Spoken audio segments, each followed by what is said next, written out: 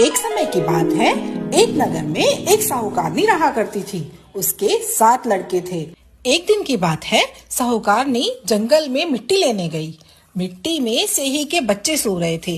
जैसे ही उसने कुदाल से मिट्टी निकालने की कोशिश की, उससे सेही के बच्चे मर गए। कुदाल को खून से सना हुआ देखकर साहूकारनी को बहुत दुख हुआ और वह बिना मिट्टी लिए ही वापस घर आ गई।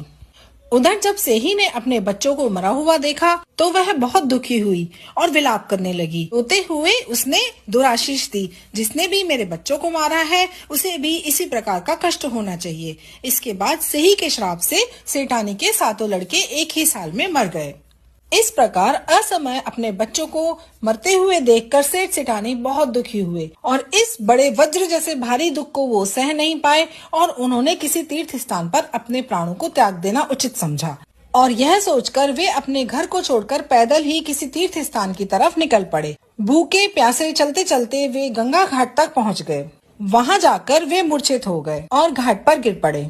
उनकी यह दशा देखकर करुणामयी माँ अहोई ने उनको मृत्यु से बचाने के लिए उनके पापों का अंत करना चाहा और इस अवसर पर आकाशवाणी हुई कि हे सेठ, तेरे सेठानी ने मिट्टी खोदते समय ध्यान न देकर सेही के बच्चों को मार दिया था।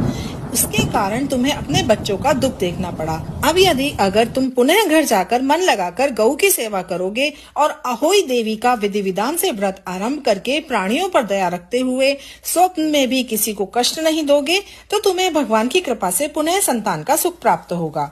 इस प्रकार की आकाशवाणी सुनकर सेठ सेठानी के मन में धीरज आया। वे माँ अहोई का स्मरण करते हुए अपने घर को चले आए। इसके बाद श्रद्धा भक्ति से अहोई माता के व्रत के साथ साथ गौ माता की सेवा करना भी प्रारंभ कर दिया। उन्होंने सब जीवों पर दया भाव रखते हुए क्रोध और द्वेष का हमेशा के लिए परित्याग कर दिया। ऐसा करने से सेठ सेठानी पुनः 7 पुत्र वाले होकर अगणित पोत्रों सहित संसार में अनेक प्रकार के सुख भोगते हुए स्वर्ग को चले गए। ये अहोई माता, जैसे आपने उसके अक्षम्य अपराध को क्षमा करके पुनः संतान का सुख प्रदान किया, वैसे ही हम सभी के सारे अपराध क्षमा करना और हमारे संतान की रक्षा करना।